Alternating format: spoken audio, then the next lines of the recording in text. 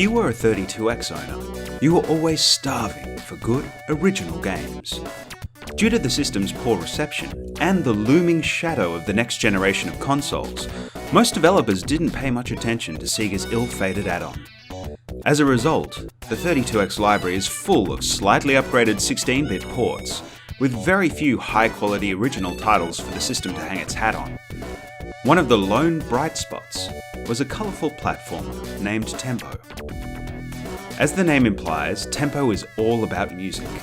This is represented throughout the whole game, from the storyline, to the visuals, to the soundtrack itself. You play as a grasshopper named Tempo, who is trying to bring music back to his homeland, Rhythmia. The world is currently being ruled by King Dirge Sound and his minions, all from a television show called The Major Minor Show. It almost feels like this game takes place in the same universe as ToeJam and Earl.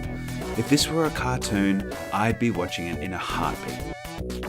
I've always found it funny how the premise of Tempo is basically the same as Revolution X. Both games task the player with bringing back colour and light to a world under the thumb of a music-hating totalitarian regime.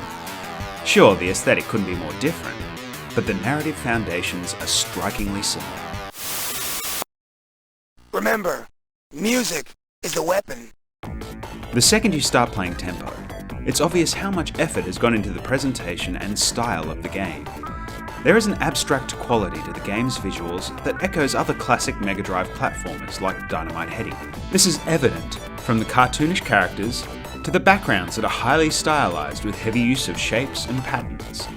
It can be hypnotic and, admittedly, a little overwhelming at times, but it's definitely effective at conveying both the vibrancy of Tempo's worlds and the benefits of the more powerful 32X hardware over the standard Mega Drive. The sprites are all charming and display a huge amount of character. Tempo himself is a great example of this. It's unusual to see facial expressions this clear and expressive in a 2D platformer. The bosses are slightly different to the rest of the characters, since they are pre-rendered rather than being drawn in pixel art. It may be a sticking point for some, but they actually fit within Tempo's art style better than you may expect on paper. Visually, the game as a whole is dripping with energy, constantly keeping the player engaged and pushing forward. Tempo's character is also refreshing. In an age of mascots who had to be cool or edgy in some way, Tempo simply seems happy. Hardcore Gaming 101 described it really well. His enthusiastic personality helps to set him apart from similar characters at the time. Where other characters were marketed largely for their attitude, think Bubsy and Aero the Acrobat, Tempo's style is just one part of his personality. He's also a joyful and expressive guy. Watching him run through the levels, you get the feeling he's happy to be here at all. The game's music is interesting, since it may not be quite what you would expect. Most of the tracks are nicely layered and have a very 90s hip-hop vibe to them, making heavy use of the system's synthy sound hardware. The highlight is the introduction song. Remember the theme song to Buck Bumble on the Nintendo 64? What about now? It's time to rock with the biggity buck bumble. What about now? It's time to rock with the biggity buck bumble. Bum to the bump to the bump to the bass. Bum to the bump to the bumble. Bum to the bump to the bump to the bass. Bum to the bump to the bumble. Tempo's title theme is basically the 32X equivalent. Tempo, check it out, you know he makes it funky, and he's good to go. Gets the move with New York, LA, and San Francisco. This is classic platforming through and through. You can stun enemies by shooting them with musical notes, or simply knock them off by jumping on them.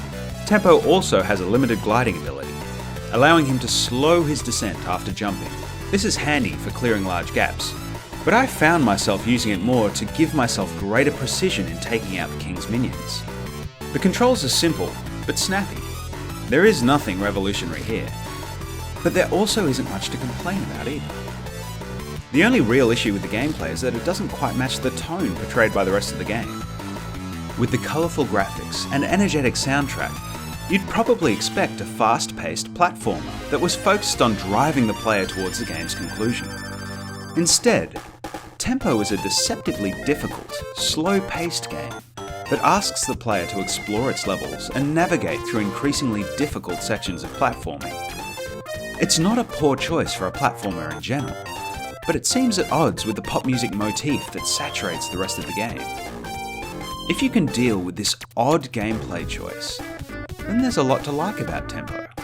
It's definitely one of the best original games for the 32X, though that's a pretty low bar to cross if we're being honest. Before we tie this one up though, we need to talk about the box art. This is one of those games where the Western regions received very different art to the Japanese release. Here's the Japanese box art. It's gorgeous, isn't it? Colourful, fun, and definitely true to the character of the game. Now, let's take a look at what the American and European players were subjected to. Gross. It's not even bad art. It's just that it looks nothing like the well-defined art style of the game itself.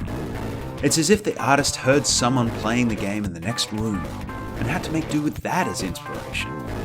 It's not quite bad box art Mega Man tier, but it's still pretty rough.